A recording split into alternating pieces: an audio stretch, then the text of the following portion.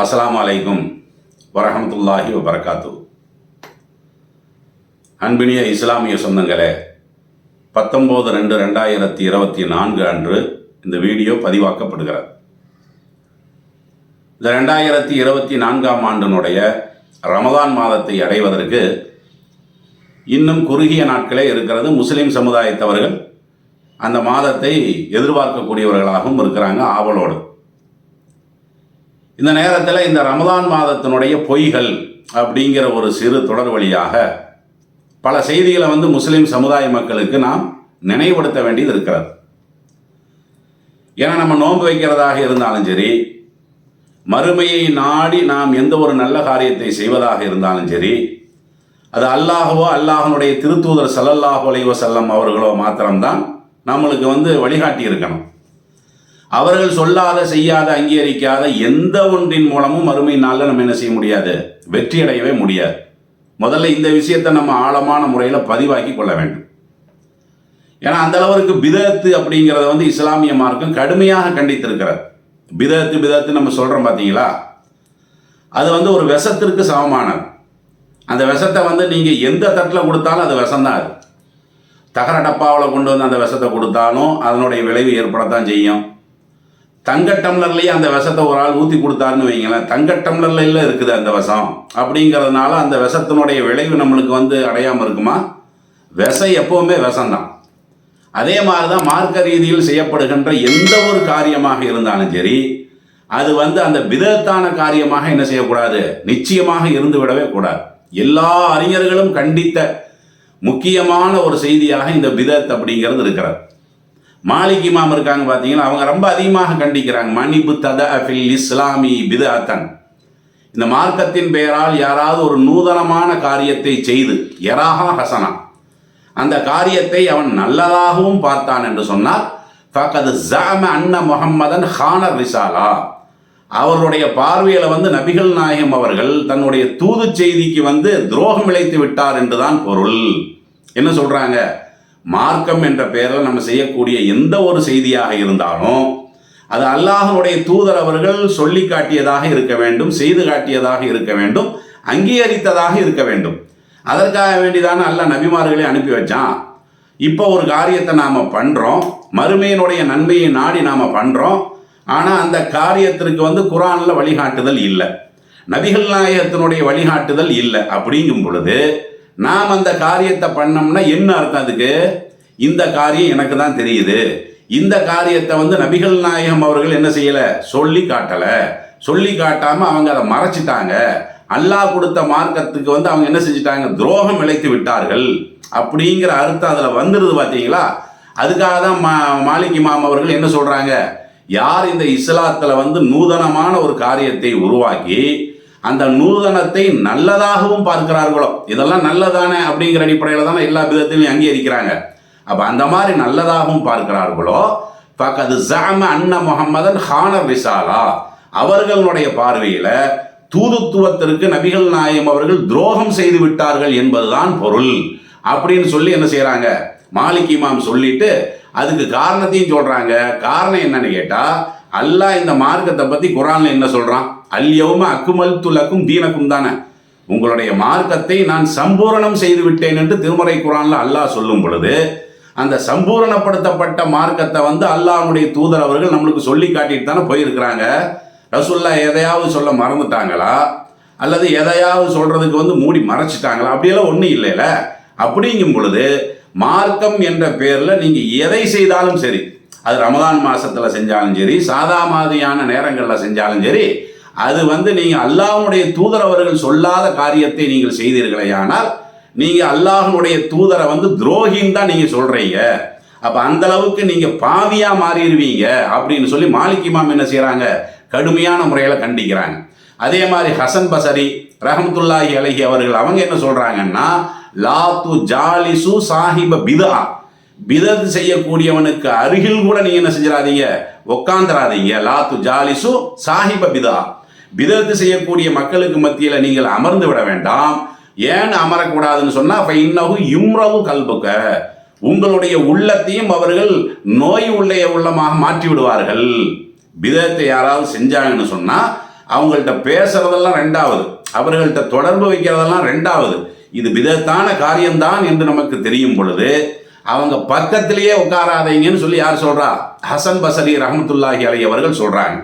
அதே மாதிரி உமர் ரலியல்லாஹு அன்ஹு அவர்கள் இந்த விஷயத்துல ரொம்ப என்ன செய்யறாங்க, நம்மளுக்கு எச்சரிக்கை பண்றாங்க. ஈயாக்கும் வஸ்ஹாபுர் ரயி, சுயமாக இந்த மார்க்கத்தின் பேர்ல வந்து கருத்தை சொல்றாங்களே அவர்களுடைய விஷயத்தில் நான் உங்களுக்கு கடுமையாக எச்சரிக்கை செய்கிறேன். மார்க்கத்தை சொல்றதா இருந்தா எதை வேணாலும் சொல்லுங்க, அதுக்கு ஆதாரத்தை குர்ஆன்ல இருந்து காட்டுங்க, அதுக்கு ஆதாரத்தை நபிகள் நாயகத்தினுடைய பொன்மொழியிலிருந்து காட்டுங்க. அப்படி காட்டாம எனக்கு அறிவு இருக்குது அப்படிங்கிற அடிப்படையில் சுயமாக யாராவது இந்த மார்க்கத்தினுடைய கருத்தை சொன்னால் அவர்களுடைய விஷயத்தில் நீங்க என்ன செய்யுங்க, எச்சரிக்கையாக இருந்து கொள்ளுங்க. காரணம் என்ன? இப்ப இன்னஹும் ஆதாஉஸ் சுனன், அவர்கள் தான் சுன்னத்திற்கு விரோதிகள். சுயமாக இந்த மார்க்கத்தின் பேர்ல எவனாவது ஒரு செய்தியை சொன்னான்னு சொன்னா அவன் நேரடியாக மார்க்கத்தினுடைய விரோதியாக என்ன செய்யறான், இருக்கிறான். அப்ப இதெல்லாம் சொல்லிட்டு அவர்கள் சொல்லக்கூடிய அந்த செய்திகள் இருக்கிறத, அதாவது நபிகள் நாயகத்தினுடைய பேர்ல சொல்றாங்கல்ல, அந்த விஷயத்துல எல்லாம் நீங்க என்ன செய்யுங்க, கவனம் செலுத்துங்க. ஏன்னா ஃபகாலு பிர்ரஇ, அவர்கள் கற்பனையில் தான் இந்த மார்க்கத்தை சொல்கிறார்கள். இப்படி சொல்லி ஃபலல்லு வதல்லு, அவர்களும் வழிகட்டு போயிடுவாங்க, உங்களையும் வழிகெடுத்துருவாங்க. அதனால இந்த பிதத் விஷயத்துல ரொம்ப ரொம்ப எச்சரிக்கையோட இருங்க அப்படின்னு சொல்லி இமாம்கள் சொல்றதை நான் எதுக்கு சொல்ல வரேன்னு கேட்டா, எதுக்கு எடுத்தாலும் இமாம்கள் தான் இந்த காரியத்தை சொல்றதாக, இந்த காரியத்தை செய்ததாக அப்படித்தான மக்கள் தெளிவுபடுத்துறாங்க. நீங்க ஏங்க இதை சொல்றீங்கன்னு கேட்டா, அந்த இமாம் அப்படி சொல்லியிருக்கிறாரு, இந்த இமாம் இப்படி சொல்லி அப்படித்தானே சொல்றாங்க. அதுக்கு தான் இவர்களையெல்லாம் நான் மேற்கோள் காட்டுறேன். மற்றபடி நேரடியாக குர்ஆன்லையும் தடை இருக்கிறது பிதத் செய்வதற்கு, நபிகள் நாயகத்தினுடைய போதனையிலையும் என்ன இருக்குது, கடுமையான தடைகள் எல்லாம் இருக்கிறது. அதனால் நாம் என்ன செய்யணும், இதை கவனத்தில் வைத்துக் கொள்ளணும். ரெண்டாவது என்னன்னா, பிதத்தை நாம் எப்போது செய்ய துவங்குகிறோமோ அப்பவே என்ன செஞ்சிடணும்னு கேட்டா, சுன்னத்துகள் ஆட்டோமேட்டிக்கா அடிபட்டு போயிடும். சுன்னத்துகளை வந்து நம்ம கொலை செய்ய வேண்டிய அவசியம் எல்லாம் கிடையாது. சுன்னத்துகளை வந்து நம்ம முடக்கி வைப்பதற்கு முஸ்தீபுகள் எல்லாம் செய்ய வேண்டிய அவசியமே கிடையாது. ஒரு பிதத்தை நீங்க பண்ணீங்கன்னு வைங்களேன், உடனடியா என்ன ஆகும்னு கேட்டா, இயல்பாக இருக்கக்கூடிய சுன்னத்து வந்து ஆட்டோமேட்டிக்காவே அடிபட்டு போயிடும். அதுக்கு சில நடைமுறைகளை கூட நம்ம என்ன செய்யலாம், உதாரணத்துக்கு காட்டலாம். இப்போ இந்த பாங்கு சொல்றாங்கல்ல, பாங்கு சொல்றதுக்கு முன்னாடி தான் பல இடங்கள்ல செலவாத் சொல்லுவாங்க. இப்போ ஈரோடு மாவட்டத்துல எல்லாம் பார்த்தீங்கன்னா பாங்கு சொல்றதுக்கு முன்னாடி செலவாத்து சொல்லுவாங்க. உண்மையிலேயே ஹதீஸ் எப்படி இருக்குது, பாங்கு சொல்றதுக்கு பின்னாடி செலவாத் சொல்றதை பத்தி தான் ஹதீஸ் இருக்கிறது. பாங்கு சொல்வதை நீங்கள் கேட்டால் அதே மாதிரி நீங்க சொல்லுங்க, அதுக்கப்புறம் என் மீது செலவாத்து படிங்க. இப்படியெல்லாம் நபிகள் நாயகம் அவர்கள் என்ன செஞ்சிருக்கிறாங்க, சொல்லத்தானே, அப்படித்தானே இருக்குது ஹதீஸு. இப்போ என்னன்னா, பாங்கு சொல்றதுக்கு முன்னாடி பாங்கு சொல்றது வந்து பாங்கு சொல்றதுக்கு முன்னாடி செலவாத்து சொல்றதுங்கிறது அது பிதஅத்து, அது நடைமுறையில் இருக்குதா, சுன்னத்து அடிபட்டு போச்சு. பாங்கு சொல்றதுக்கு பின்னாடி செலவாத்து சொல்றதான சுன்னத்து. முன்னாடி இவர்கள் சொல்லி அந்த பிதஅத்தை அவர்கள் உயிர்படுத்திய காரணத்தினால் உயிர்படுத்த வேண்டிய சுன்னத்து என்ன செஞ்சு போச்சு, சமுதாயத்திலிருந்து எடுபட்டு போச்சா இல்லையா? இப்படி ஒன்று ரெண்டும் கிடையாது. உதாரணமாக இப்போ இந்த ரமதான் மாசமே எடுத்துக்கங்களேன். ரமதான் மாசத்துல 20 ரகாத் தொழுகிறாங்களா இல்லையா? ஆனால் நபிகள் நாயகம் ஸல்லல்லாஹு அலைஹி வஸல்லம் அவர்கள் ரமதான்ல 20 தொழுதாங்க. அவங்க எல்லா நாள்லையுமே வந்து 11க்கு மேலே தொழுததில்லை அப்படின்னு சொல்லி யார் சொல்றா? அவர்களுடைய மனைவி அன்னை ஆயிஷா ரலியல்லாஹு அன்ஹா அவர்கள் சொல்றாங்கல்ல, கைஃப கான ஸலாத் ரசூலுல்லாஹி ஸல்லல்லாஹு அலைஹி வஸல்லம் திர் ரமலான், ரமலான் மாசத்துல நபிகள் நாயகத்தினுடைய தொழுகை எவ்வாறு இருந்தது அப்படின்னு கேள்வி கேட்குறாங்க சஹாபாக்கள். எப்படி கேட்குறாங்க? ரமலானை பற்றி தானே நீங்கள் இந்த 20 ரகாத்துங்கிற ரமலான் தானே தொழுகிறீங்க. ஒரு சஹாபி நேரடியாகவே கேட்குறாரு, ரசூல்லா ரமலான் மாசத்துல எப்படி தொழுதாங்க அப்படின்னு கேட்கும் பொழுது ஆயிஷா ரலியல்லாஹு அன்ஹா அவர்கள் என்ன சொல்றாங்க? அதுக்கு பதில் ரமலானுக்கும் பதில் சொல்றாங்க, ரமலான் அல்லாத மாசத்துக்கும் பதில் சொல்றாங்க. எப்படி சொல்றாங்க? ரமலானிலும் சரி ரமலான் அல்லாத மாதத்திலும் சரி நபிகள் நாயகம் அவர்கள் 11க்கு மேல தொழுததே இல்லை. நீங்க கையில வச்சிருக்கிற புகாரில் அது இருக்குதா இல்லையா? அப்படிங்கும் போது இப்ப இந்த 20 ரகாத்துங்கிறது எப்படி வந்தது? அப்ப ஹதீஸ்ல தெளிவா இருக்கும் போது மற்றதெல்லாம் தூக்கி எறிஞ்சிடணுமா இல்லையா? அதுதான நபிகள் நாயகத்துக்கு மேல நம்ம வைத்திருக்கக்கூடிய மதிப்பினுடைய அடையாளமாக இருக்க முடியும். ஆனா நம்ம என்ன பண்றோம்? 8 வந்து நம்ம பின்பற்றதே கிடையாது, 20க்கு நம்ம முக்கியத்துவம் கொடுக்குறோம். இந்த 8 ரகாத் தொழக்கூடியவர்களை வந்து வழிகேட்டில் உள்ள மக்கள் போன்று என்ன செய்வாங்கன்னு நீ பார்த்து தான் இருக்கிறாங்க. காரணம் என்ன?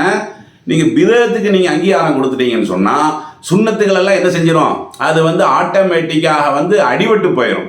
இப்படி 1 2 கிடையாது, நிறைய இருக்குது. இப்ப பெருசா வேணாம். இப்ப மௌலூத் படிக்கிறாங்கல்ல, மௌலூதுங்கிறது வந்து அது என்ன இஸ்லாத்தில் இருக்கக்கூடிய ஒரு காரியமா இல்லை. அது சும்மா ஒரு கவிதை, அரபுல எழுதப்பட்ட ஒரு கவிதை தான். ஆனால் அதை ஒரு புனிதமாக நினைத்து கொண்டு பள்ளிவாசலில் படிக்கிறது, எந்த ஒரு நல்ல காரியத்துக்காக வேண்டி இந்த மோலோதை படிக்கிறதுங்கிற அந்த ஒரு விதத்தை வந்து தலைக்கு மேலே தூக்கி வச்ச காரணத்தினால சுன்னத்து என்ன, செலவாத்து சொல்கிறது சுன்னத்து. சாதாரண நேரங்களில் நம்ம செலவாத்து சொல்கிறோம் பார்த்தீங்களா, அதுக்கு எத்தனையோ விதமான சிறப்புகள் இருக்கிறது. ரசுல்லா காட்டாத மோலோதுங்கிற விதத்து வந்து சமூகத்தில் ரொம்ப அதிகமாக இருக்கிறது. ரசுல்லா வலியுறுத்திய இந்த செலவாத்து என்பது ரொம்ப ரொம்ப கம்மியாக இருக்கிறது. அப்போ நம்ம இதெல்லாம் பார்க்கத்தானே செய்கிறோம். அதே மாதிரி பெண்கள் வந்து பள்ளிவாசலுக்கு செல்வதற்கு அனுமதி கேட்டால் தடுக்காதீங்கன்னு ஹதீஸ் இருக்கிறதா, தம்னஉ இமா அல்லாஹி அனில் மசாஜித். பள்ளிவாசலுக்கு செல்வதற்கு பெண்கள் அனுமதி கேட்டால் தடுக்காதீங்க. அவர்கள் வீட்டில் தொழுவது சிறப்புங்கிறதெல்லாம் வேற. பள்ளிக்கு போயிட்டு வர்றோன்னு வந்து கேட்டார்களே என்று சொன்னால் நீங்கள் தடுக்காதீங்கன்னு ஹதீஸ் இருக்கா இல்லையா? ஆனால் இப்போ பெண்களை வந்து பள்ளிவாசலுக்கு வருவதை வந்து தடுத்த காரணத்தினால ஏற்பட்ட விளைவு என்ன? பள்ளிக்கு வர வேண்டிய பெண்கள், பள்ளிக்கு வந்து அல்லாஹ்விடத்தில் கையேந்த வேண்டிய பெண்கள் இன்றைக்கு வந்து இஸ்லாம் கண்டிக்கக்கூடிய தர்கா இருக்குல்ல, இணை வைப்பு தர்கால எல்லாம் பார்த்தீங்கன்னா எல்லாம் பெண்களுடைய கூட்டம் தான். ரொம்ப 90% பெண்கள் தான் இருக்கிறாங்க. காரணம் என்ன? நீங்கள் அந்த பிதஅத்துக்கு, அந்த சிறுக்குக்கு நீங்கள் முக்கியத்துவம் கொடுத்தீங்க. சுன்னத்து மார்க்கத்தில் அனுமதிக்கப்பட்டது என்ன ஆகி போச்சு? அது அடிபட்டு போச்சு. அதனால் இந்த விஷயத்தை நம்ம என்ன செய்யணும்? ரமதான் வரப்போகுது. அந்த ரமதான் மாதத்தின் மூலம் அல்லாஹ்விடத்தில் நம்ம நன்மையை பெறுவதாக இருந்தால் இந்த ரமதானில் அல்லாஹ்வுடைய தூதர் என்ன சொன்னாங்க அதை நம்ம பார்க்கணும். என்ன செய்தார்கள் அதை நம்ம பார்க்கணும். எதற்கு அங்கீகாரம் கொடுத்தார்கள் அப்படிங்கிறத நம்ம என்ன செய்யணும்? பார்க்கணும். இதை வந்து இந்த தொடரினுடைய ஒரு பீடியத்தான் நம்ம என்ன செய்யறோம், இதை சொல்கிறோம். அதில் என்னவெல்லாம் வந்து பொய்கள் இருக்கிறது, கற்பனைகள் இருக்கிறது, பலவீனமான செய்திகள் பரப்பப்படுகிறது அப்படிங்கிறதெல்லாம் நம்ம என்ன செய்யணும்? தொடராக இந்த பதிவுலையே நம்ம பார்ப்போம். முதல்ல இதில் வந்து நம்ம புரிந்து கொள்ள வேண்டிய ஒரு விஷயம் என்னன்னு கேட்டால், இப்போ இந்த ரமதான் நம்ம சொல்கிறோமில்ல, ரமதான் அப்படிங்கிறதுக்கு என்ன விளக்கம் சொல்லுவான்னு கேட்டால், ரமதானுங்கிற அந்த வார்த்தை இருக்குல்ல, அரபு வார்த்தை, அது வந்து சாம்பலாக்குறது, கருக்குவது, பொசுக்குவது அப்படிங்கிற விளக்கத்தை என்ன செய்வாங்கன்னா சொல்லுவாங்க. அதாவது இந்த ரமல் என்ற வார்த்தையிலேருந்து வந்ததான் ரமதானுங்கிறது. ரமல்னா என்னன்னு கேட்டால், அது வந்து இந்த மணல் நம்ம சொல்கிறோம்ல, மணலுக்கு சொல்லப்படக்கூடிய வார்த்தை தான் அந்த ரமலுங்கிறது. அதாவது பாலைவனத்தில் எல்லாமே மணலாக தான் இருக்கும். அப்போ அது கடுமையான சூடு நேரத்தில் அந்த மணல் மேலே பட்டு அந்த வெப்பத்தின் காரணமாக மின்னக்கூடிய அளவிற்கு அதில் வந்து அந்த வெப்பம் என்ன செஞ்சிடும்? உள்ளே பூந்து அதை அப்படி ஜொலிக்க ஆரம்பிச்சிடும்.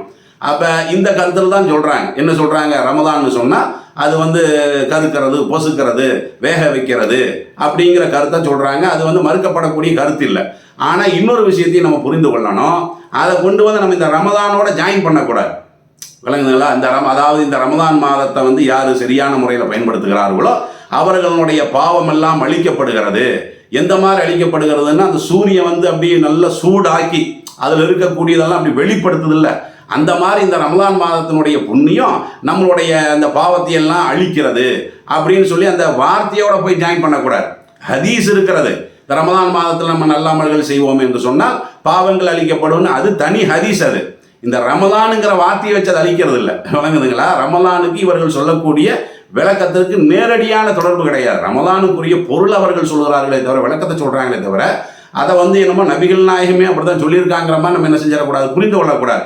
காரணம் என்னன்னா, அந்த ரமலானுங்கிற இந்த வார்த்தை இருக்குது இல்லை, இது என்ன நம்ம இந்த நோன்பு வச்சு ஆரம்பித்ததுக்கு பின்னாடி தான் ரசூல் ஸல்லல்லாஹு அலைஹி வஸல்லம் அவங்களா பேர் வச்சாங்க? அப்படி இல்லை. ரசூல்லா மௌத்தா போகிறதுக்கு முன்னாடியே ரமலானுங்கிற பேர் இருக்கிறது. இன்னும் சொல்ல போனால் உலகம் படைக்கப்பட்ட நாளில் இருந்து அந்த ரமதானுங்கிற பேர் இருக்கத்தான் செய்யுது. அல்லாஹ் குர்ஆன்ல சொல்கிறாங்கல்ல, இன்ன இத்தத்த ஷூரி இந்தல்லாஹி இஸ்னா அஸர ஷஹரா. படைக்கப்பட்ட நாளில் இருந்து மாதம் என்பது 12 நல்லா சொல்லத்தானே செய்கிறான். அப்போ இந்த ரமதானுங்கிறது வந்து முன்னாடி இருந்து இருக்கத்தான் செய்கிறது. அதனுடைய யதார்த்தமான பொருள் அது. விளங்குதுங்களா? அதை கொண்டு வந்து என்னமோ ரசூல்லாவே இந்த அர்த்தத்தினால தான் அதுக்கு ரமதானுன்னு பேர் வச்சுற மாதிரியெல்லாம் நம்ம என்ன செஞ்சிடக்கூடாது, சித்தரித்து விடக்கூடாது. இது முதல் தகவலாக நம்ம பதிவு பண்ணுறோம். இது சம்பந்தமாக இன்னும் சில செய்திகளை, இன்னும் சில கண்டனங்களை நம்ம என்ன செய்ய வேண்டியது இருக்குது, பதிவாக்க வேண்டியது இருக்கிறது. இது தொடர்பாக நீங்கள் கேள்விப்பட்ட அந்த கதைகள், கற்பனைகள், ஏதாவது இதெல்லாம் வந்து ஹதீஸாங்கிற மாதிரியான சந்தேகங்கள் இருக்கும்ல, அதை கூட நீங்கள் பதிவு பண்ணுங்க. இன்ஷா அல்லாஹ் அதை கேட்டு அது தொடர்பான குர்ஆன் ஹதீஸினுடைய ஒப்பீடை நம்ம பார்ப்போம். அஸ்ஸலாமு அலைக்கும்.